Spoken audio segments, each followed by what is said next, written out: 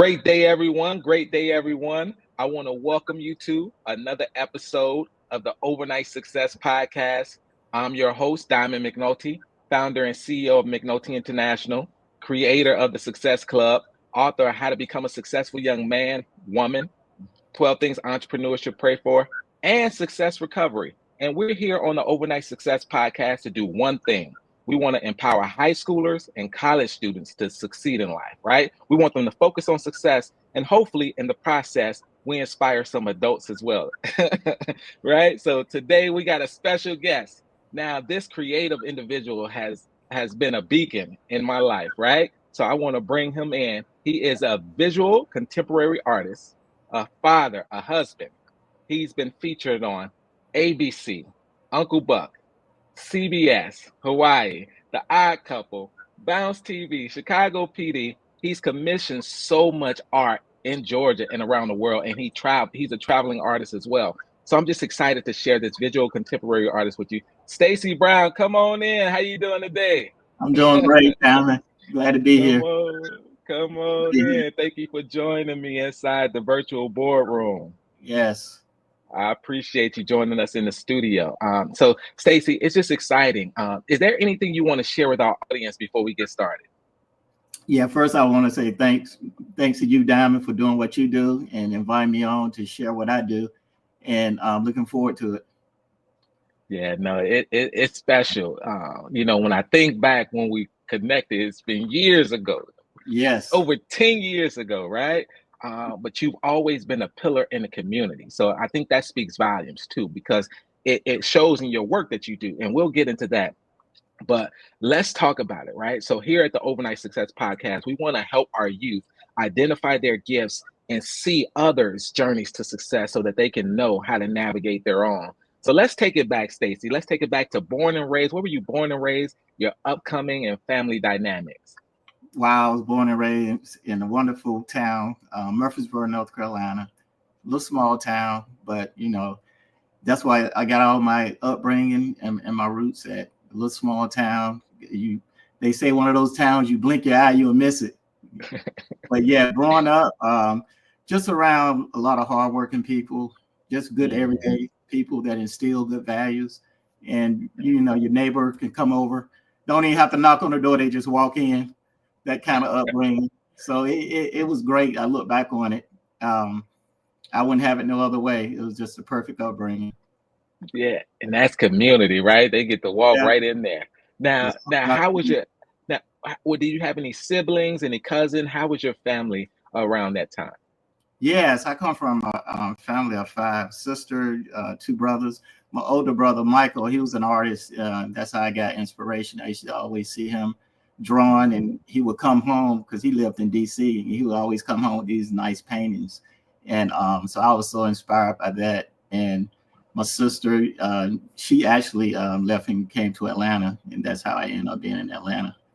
But yeah, just being around a solid family, and I was the youngest, so I had a chance to learn a lot from them, and that's how it all started. Right. Now here you got your brother that's inspired. Now that's great to be the youngest, because you get to see all the mistakes that everybody else made. Right? You get to see it all. Now, how was your schooling around that time? Grammar school, high school? Yeah, schooling was it was good. Like a lot of artists and the creatives, we not like the A-type students, but I found my worth and my value in art. A lot of times I would be in class, doing my art while everybody is studying, making A's and B's. I probably was making B's and C's, but I had the whole creative side that set me apart. So that's how I started my. I knew I had something special. That's unique, because you see all of these youth that have these creative abilities, but not necessarily knowing what to do with it. So you said, at what age did you identify that gift? Was it grammar school? Was it high school? Probably, I would say middle school, around middle school. Like I said, my brother would always come home with these wonderful paintings, and so that's how I kind of start painting, and it always made me feel feel special, feel good inside. So I just never stopped. It's something I always did just to make me feel happy and whole. You know, it's something they don't really push too much in school. So you have to know what you have. You have to know that you have something special and just kind of just stick with it. You know, if it makes you feel good, it's gonna make the world feels good. Yeah. Now, what you just said something that was crucial. Stick with it, because Yeah, it's sometimes we got kids that have these gifts, but actually holding on to it the entire time. Like when I was in younger, and I used to cook with my grandmother at 5, and then in high school I had the opportunity to cook, and then you go into the career field of cooking. It's like you got to hold on to it. That commitment, that right, long-term commitment matters. right. So you definitely hit it on the head with it. Don't let it go. Yeah, Don't let it go. Did you have any mentors around that time that inspired you as well? I had a wonderful art teacher. He kind of inspired me, but he was Mm, during that time. It really wasn't too much information on how you can make it as a fine artist. So mm, he was telling me, as far as making a career, you have to go into graphic design and commercial art. So that's when mm. I left high school. That's how I got into went to the Art Institute and studied graphic design. So the whole business and commercial side, that was my first foundation. But yeah, he Got was my art teacher, Dennis Deloach. He was a great inspiration during that time, as far as telling me how I can make a career in art. right. You gotta have those individuals like that. That guidance, right, Yeah, on the opportunities at that time. It kind of reminds me of that movie that took 10 years to create. Because sometimes you're so far ahead of your curve exactly. where you have a talent, but the industry hasn't evolved to Yes, sustain your gifts. So that's why I'm excited about your journey, because you, throughout the time, you were able to consistently pivot and reinvent yourself in all yeah, areas. So, yes. what were some of the biggest challenges that you faced in high school around that time? The biggest challenge, and I would say, is no nobody really re- give the creative space a lot of respect. Mm, It was more so if you're not really going off to the big fancy school to college. Too many mm, people didn't really push the whole art, and it's kind of still like that to this day. The whole creative world really don't get that respect, I would say. But at mhm. the same time, that's the most important thing in this world is being creative. So just getting past that stigma, the whole Yeah, starving artist kind of yeah, mentality. So you have to put that on the back burner and know you pretty much are not, you are an outcast, yeah. and you have to stick with it and know that's the special thing that you have and that you do. And what you're saying, it's a formula too, right? After you identify your gifts and then you activate them by testing them out, then you develop them. What you're talking about too is that right after you develop them, right after you go to that, how do you learn to monetize them, right? How do I Yeah. monetize this thing that I have in my hands, and I want to make a living from it, right? What was your first job? Did you have a job in high school around that time? How did you navigate?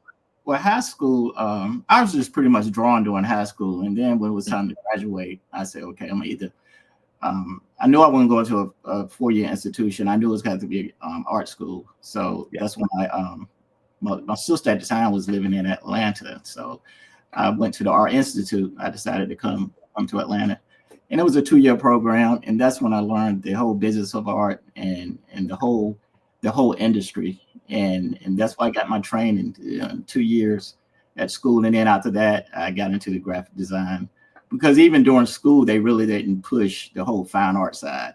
It was more commercial art. And so I got my first job after I got out of school, working for Bell South doing their graphic design. Right. So you went to college, you got in 2 years, you were focused, Yep, you learned the business, right? You paid attention in school, because sometimes when you're in college, I know I went to college twice, right? The first time I did great, right? Got all my culinary background. Second time I did great. I went for filming and all of those good things. A lot of skills that I learned. But the second time I really connected with people. What was your lens in college? It seems like you were locked in. Yeah, just been around a lot of great creative artists. Gosh, I think Maurice Evans, Charlie Palmer, a lot of those are artists that are well known to this day. They was, we was all in school at the same time, and just connecting with those creative people like that kept you pushing. So you always want to put yourself around people that are on your same level, creative wise, or even doing better. They say iron sharpens iron. And yeah, that was great being around those professional, real creative people during that time. Yeah. So here you are. You in, like you Oh, said, you're engulfed with a lot of yeah, people that are hungry. yeah, yeah. You look at their work and it makes you step back and think twice about your own. So Right. But that, it just keeps yeah. you as an artist. And but yeah, it's been great being around those kind of high end Right. creative individuals. Right. Because y'all were essentially crafting out a new world of art, right? Y'all were the up and coming art leaders, right? If I can say, what do they call those who pioneer art? You, Yeah, yeah, they call, leaders of the universe. We mm, create a whole different genre, of what the world yeah, needs to be, and right, now through our lenses. But right. So, one thing about art school, it pretty much taught you how to like I say, get out and pretty much work in the graphic mm, space. And I didn't learn the whole visual side until I ran into a couple of my artist mm, colleagues and saw they was doing the fine art side. So I got in the fine mm, art side a few years after I got out of school. I'll say no, not a few years, probably about 10 years. That's when I started doing my mm, fine art and learn how to make a mm, living doing that. mm. So it was a period of time where you were just in the industry, just learning, developing, and growing. Yeah, just pretty much working doing graphic design, and then I started missing the whole fine art side. And I was like, wait a minute, this is creative as far as publication and print wise, but Mm, how do I make it doing fine art? And that's when I connected with Upjohn and Chusakoi. They two of my fine artist friends to this day, and I was doing their graphics for them, mm. and went over to their space and found out they was doing it full time. So I worked under them probably for about 2 years, and that's when I Yeah, saw that okay, you can make a living doing art, doing fine right. art. They had their little kids running around. They was doing it full time. So I had a Yeah. visual. I had a visual that it could be done. So, and just being able to see it, if you see it, you can be it. Now, here you were in the industry 10 years, and now you're studying or underneath some other great artists that was showing you the way. Now, I talk to our youth about mentorship, and that's why we have the Success Club, right? For coaching and mentoring because it's so important. How important was that for you? Oh, it was very important because if I didn't see it, I wouldn't have believed it because like I said, you're always dealing with that stigma. Starving artists, you can't make it just doing art. Yeah, But I really was around cats who was doing it. yeah, The wife at home taking care of the kids, and they was holding the family down with that fine art. We would travel to different cities and do art shows, and it was the first time I was seeing my own people come out and support art like they did. And right then at that moment, I was like, okay, this is what I want to do. And I didn't look back after that. Took me a minute. Took me probably about after I figured it out, probably about maybe 3-4 years before I left my job and I mm, was out there right. hustling. You decided to take. Hey, now it's time for me Yeah, to go all in. yeah, yeah, yeah. So I was Now, out there. did you have any throughout that part of the journey, right? It was like a 10-year span of you learning, developing, growing, shadowing. Did you have any setbacks or any setups, right? I call them setbacks or setups for success that you can pinpoint that guided you. Yeah, I would say, gosh, just dealing with trying to do the art business, doing art shows at the same time, you know, going to work because a lot of my art shows was on the weekends. So I would have to call in sick all the time. And so I would lose jobs just because of that. And then I had to figure out, my dance, how I'm gonna pay these bills. And so it was a period where I would, I would get a job and, stay out on it for a while. So I don't know if I want to call it a setback, but during the time but it allowed me to learn and grow and pivot, Right. Now here you are. You're all in. You're in fine art, right? Walk us through that process, because it's a difference between, as we mentioned, just being that creative, but now you're a business owner. Yes. Right. How did you navigate that learning curve? While leaving the graphic design field, well, we started, I had kids. That's when it all, started. That was the biggest challenge as well. My wife was working for Delta Airlines, so she was a big support, me doing that transition. And it was a lot of times that I wanted to quit and just do it full time. And it got to a point as the kids was young, we both couldn't be traveling. She was flying, I'm traveling, doing shows. And so the big decision was, that was one of my biggest decisions, toughest decision, that she would have to leave the airlines and be at home with the kids. And during that time, I just started doing it full time. So I was just off and running. And to this day, it's a family business. She handled all the business side and do my marketing. But that was a big challenging period. Raising two girls, off of art. But it was. And it's possible. You have an amazing family, right? Amazing wife, amazing daughters, just an amazing overall nucleus that is inspiring, right? I know it inspired me because when we first connected, you were essentially my brother's godfather. So I was like, yes. So, and then hey, I'm under here too. But at the same time, it was always great to be inspired by a core family, because you don't see that often from where I came from. You don't see husband, wife, right? You may see anything else but that, but you don't see core nucleuses. So you guys definitely inspired us. Hello, my name is Diamond McNulty, and I want to welcome you to the McNulty International Success Club, where we help youth and adults create their personal success plans to achieve their dreams in life. Visit McNultyInternational.com today and register, and I look forward to seeing each and every one of y'all inside the boardroom. Now, here you are. You're inside the industry. What was your favorite thing about that transition? Because now you're building up the business.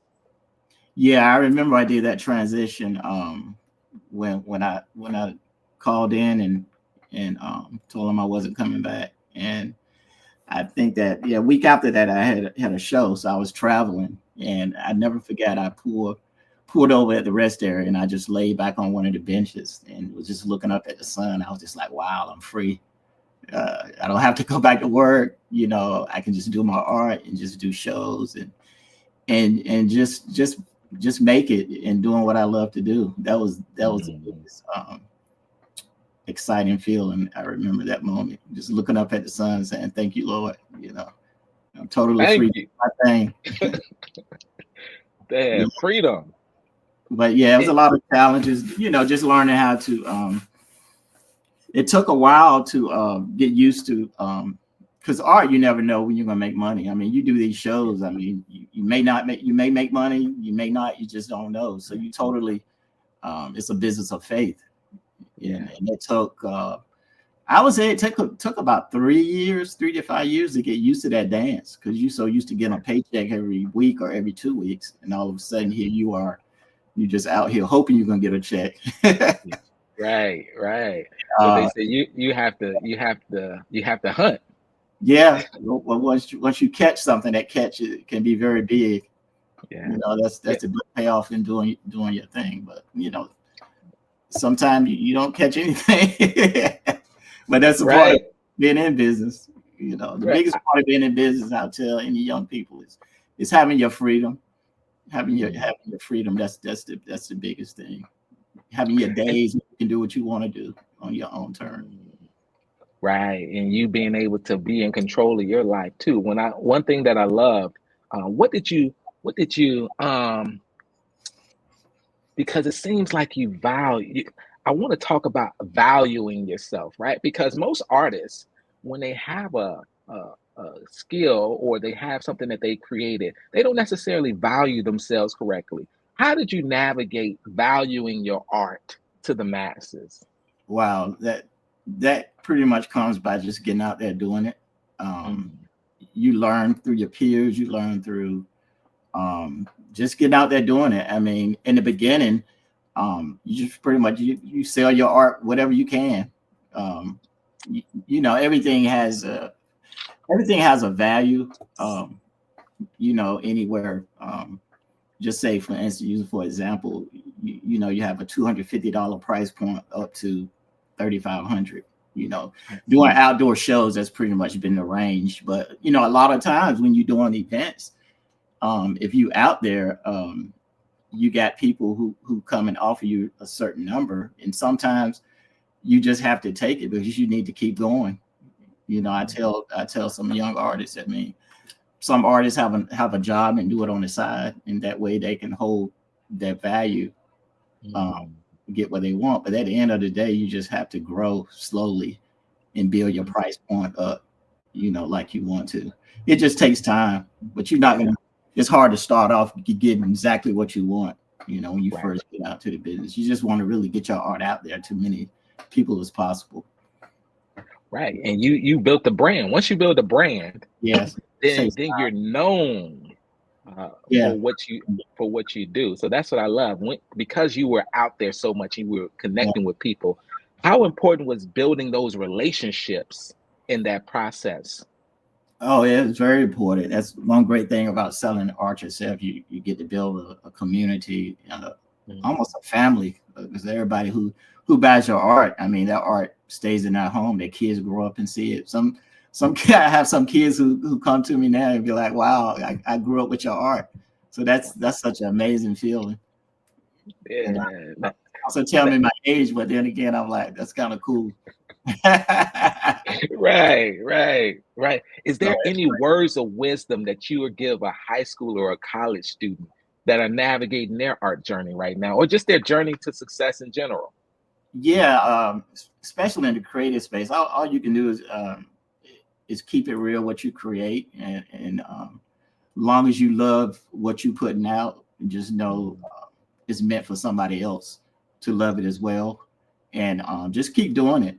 This the time I started doing it, social media really wasn't around, so you have to get out. You had to get out there and hit the pavement and do shows and promote. But this day and time, social media is so big. A lot of artists, you know, I just tell them just post, and talk about yourself and document yourself, and that's pretty much the way I would say now. Um, Yes. you know, the whole gallery space is great, but it's so different now. You got so many different segments that you can make money Mhm. from doing art shows, the gallery space, and the social media space.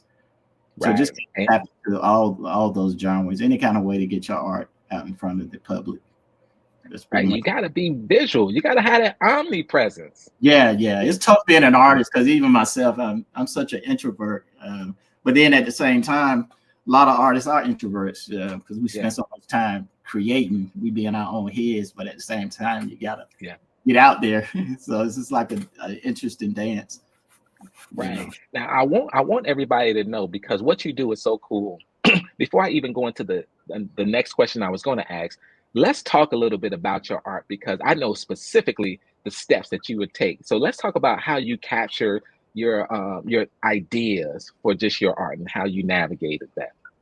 Yeah, well, my work, I mostly captured my community because I'm constantly riding around in my neighborhood by me being self-employed. So, you know, one day I'm just looking around, I'm just seeing people living out their everyday lives, and I was like, wow. I said, I want to capture this, Yeah. and I just start painting everyday scenes. You know, our people going to the grocery store, standing at the bus stop, you know, just contemplating on their next move. I just love to because we all have that connection. You know, you see Yeah. a family at the bus stop, with their groceries. And I'm like, wow, I just love to capture those essence. A lot of times I take pictures or I do a quick sketch, and then I come back to the studio and create it in watercolor. Also creating canvas and art on glass, and I break it and piece it back together. So I have 3 different styles that I pretty much express my my work in, and also landscape. So I either do urban communities or landscapes. By me growing up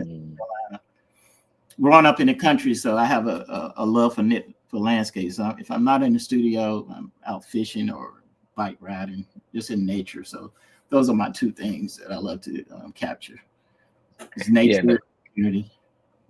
The fact that you can see it. Now, I'm always amazed when I see art, because the fact that you can see something in your hand, in your mind, and it can come out your hand, right? So that's so cool. It's almost like reliving your experience twice. If I go out, if I take a run to the store, if I see something that speaks to me, I capture it and then I recreate it and show it to the world, and let them, get the same feeling that I felt in a whole colorful way. So it's pretty interesting. Are there any books or resources that you read throughout the years that have kept you on track or that have guided you?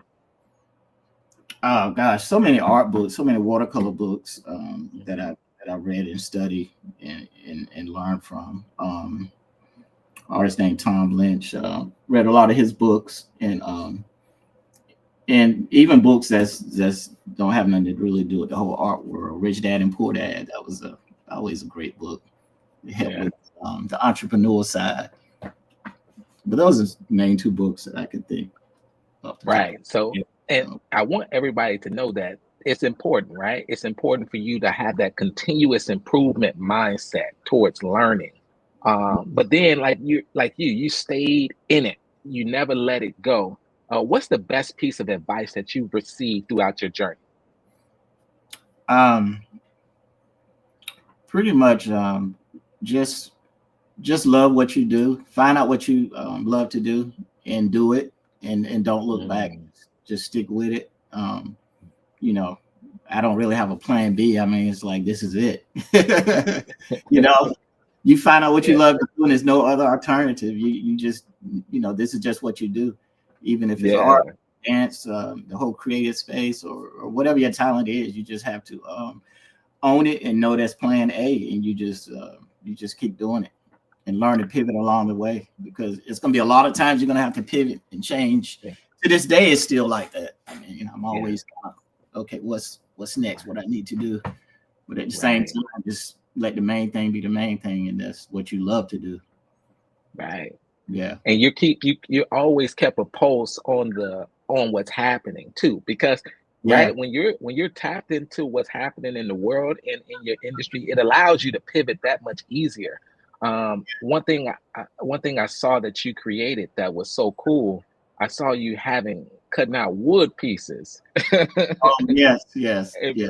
Creating statues, but it didn't start off like that, right, Stacey? It really started off just the art. Yeah. You know how I started that? A lot of my clients was telling me they didn't have no more room for wall art. So I was like, wait a minute, if I can create this style on a standalone piece where they can set it in the corner, by another one of my pieces. And that's how my whole sculpture side came out.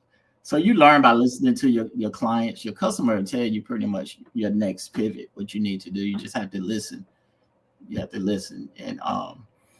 And when you create art, you have to you can create what you want to, but at the same time, you got to realize that you're dealing with a commercial art world. I mean, people buy to decorate. So, I had to find that fine dance of keeping it real and creating what speaks to me, as far as the painting community pieces and landscape pieces.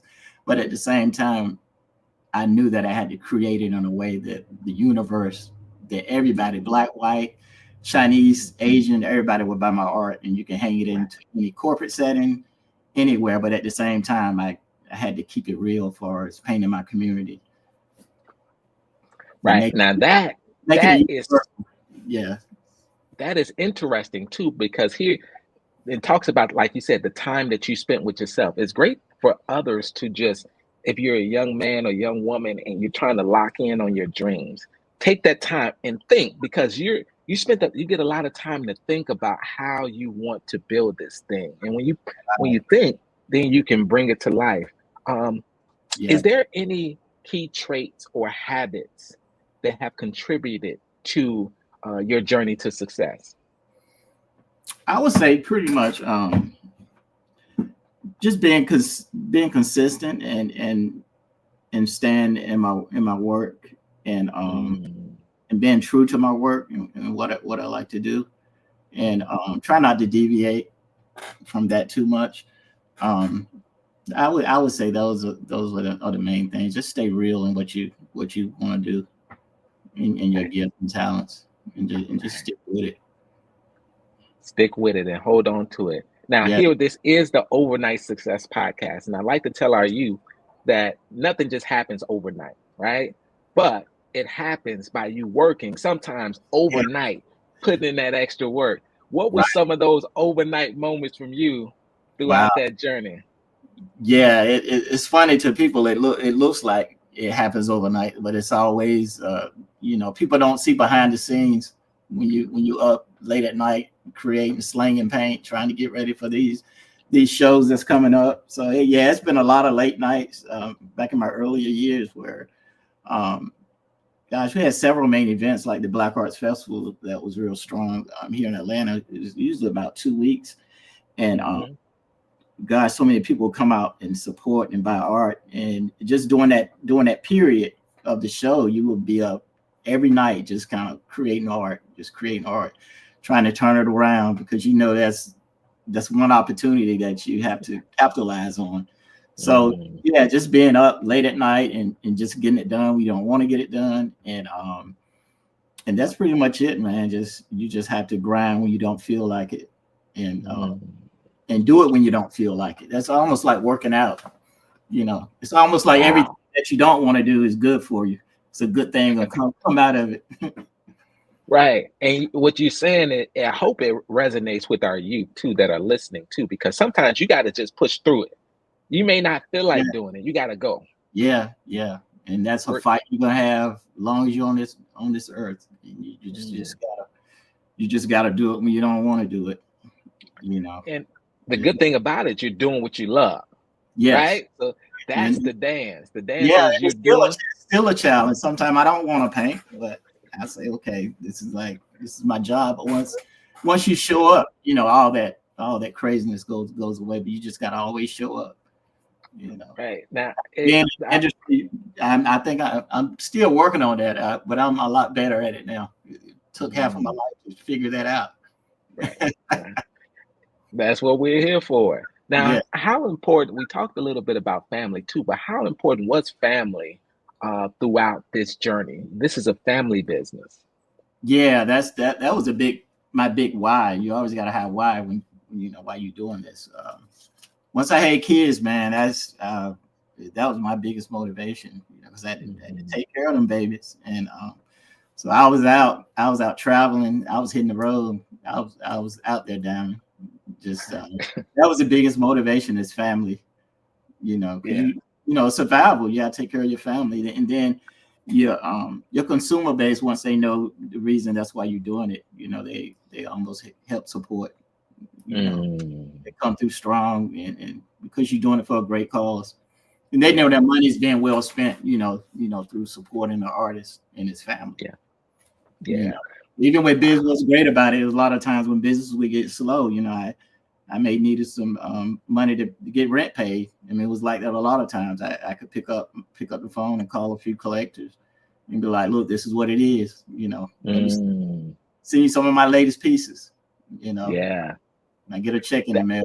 It's like a family. So the ones, gosh, there's so many of them out there. But it's a hand few. They know what I'm talking about. I just want to say thank you for yeah. supporting on those times. Yeah.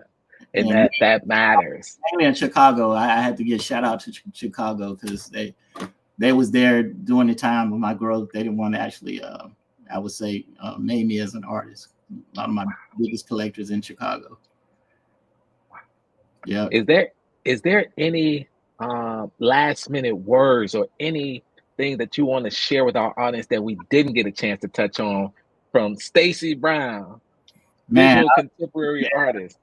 I just tell the youth, just stick with it. Just do what you do, and don't never look back. Don't let the world tell you that you can't make it. You know, being an artist. You know, because I heard that, gosh, for so long, and but now I just let it, rub off my shoulder. I mean, everything speaks for itself. You know, you stick with it. You know, the Lord gonna give you what you deserve. You just know long you using this gift that He gave you, He's gonna provide for you. Well, you know now, it's not a question. Now you've already seen the workings. Yeah, So, I just got to thank you for being that pillar in the community, that leader and that visual influence to a lot of young men who are coming up, because it's inspiring, like as I mentioned, to see families and to see someone working and using their gifts and their passion to fulfill their purpose in life. So I just got yeah, to thank you for sharing and joining it. The yeah. Overnight Success It's been great Podcast. to raise two wonderful daughters, off of my art. Brianna and Alexis Brown. Brianna, she be coming out of vet school in May, and Yeah. Alexis, she's her own esthetician here in Atlanta. So, and my wonderful wife, she's been there to support, all of us, and yeah, that's the greatest thing to look back, and that's my biggest creation is my two daughters, and seeing how well they're doing. So now I can sit back and say, well done. So it's a great feel. That's it. That's success. Well done. Well, Yes. I'd be remiss if I don't tell our youth that are watching, anything is possible if you believe in yourself. Create a plan, take action, and never give up. Here we've Right. shared an entire journey of someone who was young and they had the gift of drawing to now create an amazing brand, S Brown Art.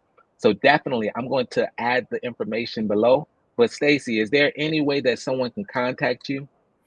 Yeah, my website is sbrownart.com, Instagram at Facebook.